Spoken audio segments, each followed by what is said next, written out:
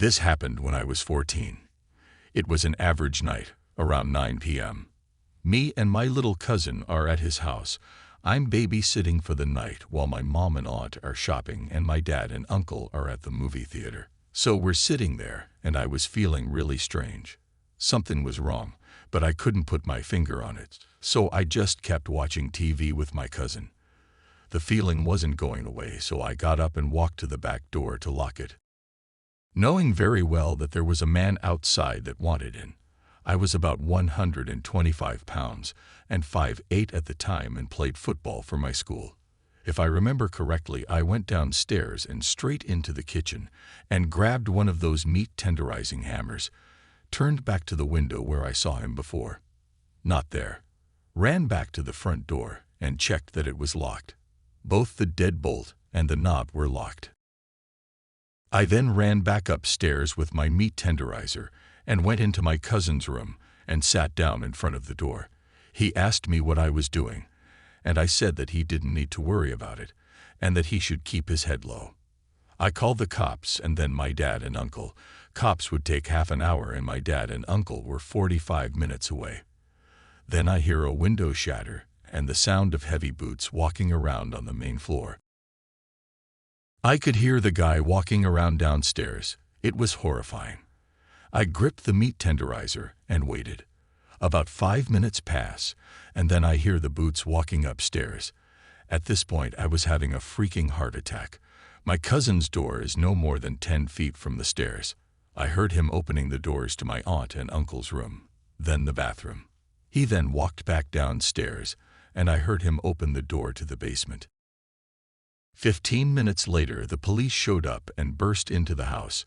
Turns out the guy was loose from a mental hospital 1 province away. I stayed home babysitting my little brother. We were playing games in our room, and I left to go to the kitchen and grab the food I was making for us out of the oven.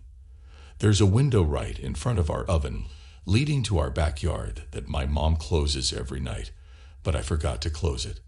Upon walking up to grab it, I see a man with strands of hair on him, but a completely bald head. Seemed like he got hair and put it on his head. He saw me and I saw him, and I immediately ran up to close the blinds, and I heard him knock on the window. I grabbed a knife, called my mom, dad, and the cops with my little brother's phone. 3-way call basically. I kept hearing knocks, and my dad's friend was in the area, so my dad called him and his friend rushed over to our house. I heard glass shatter and heard the man jump in, but I guess it was a fall on broken glass because I heard a loud groan from pain. He's running through the house and eventually finds our room and begins punching the door. Foolish me stabbed the knife in the door, expecting it to go right through, but obviously it gets stuck. But I hear our front door slam open and hear my dad's friend yell, "Get away from that door," in which I heard a loud smack, and when he said it's okay to open the door, the guy was on the ground, blood pouring out from under him. I lived in a heavily haunted house.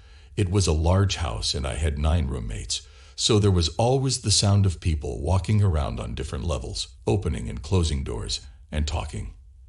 It wasn't until I was alone in the house for the first time that I noticed sounds of walking around, opening and closing doors, and talking even when there was no one there.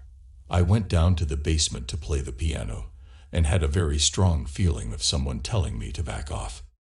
For someone who has never experienced this, just imagine you are in a room with someone who is angry as hell and is screaming and throwing things at the walls. Then just remove the sound and images. The feeling is the same. I thought I should say something out loud, so I said, "I'm sorry I bothered you. I'll leave now because I respect you as a roommate."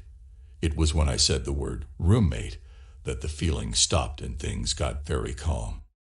I went back upstairs to my room, feeling very shaky. Maybe I should mention this was probably around 2 or 3 a.m., so getting out of the house and going somewhere wasn't really an option for me.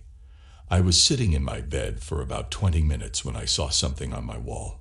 The best way to describe it would be to say that it wasn't visible essentially, but looked sort of like when the predator in the movie Predator has its invisibility turned on. It was shaped like a 3-foot-long salamander. It crawled down my wall and up onto my bed and then disappeared.